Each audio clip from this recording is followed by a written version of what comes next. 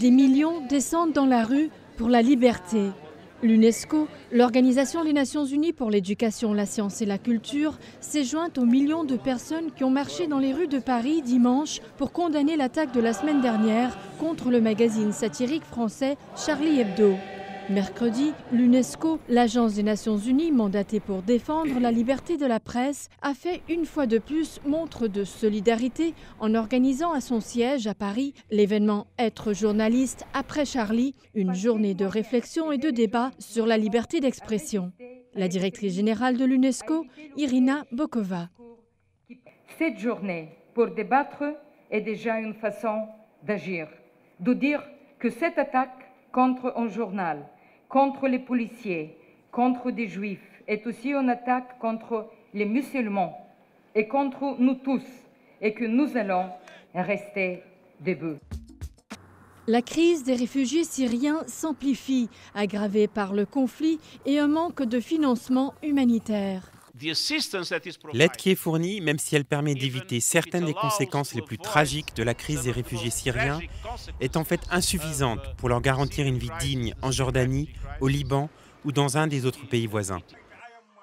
Rien qu'en Jordanie, les chiffres sont incroyables selon le dernier rapport du Haut Commissariat pour les réfugiés. Plus de 2/3 des ménages de réfugiés syriens vivent en dessous du seuil de la pauvreté. Une personne sur 6 vit dans la pauvreté abjecte. Cette étude est publiée alors que le Moyen-Orient est frappé par une tempête de neige meurtrière, exposant des centaines de milliers de réfugiés à de nouvelles difficultés.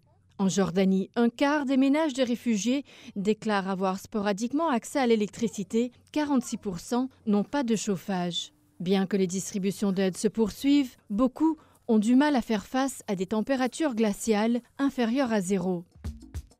Les pays en développement devraient voir leur taux de croissance économique s'améliorer en 2015. Selon un nouveau rapport de la Banque mondiale, plusieurs raisons sont imputables.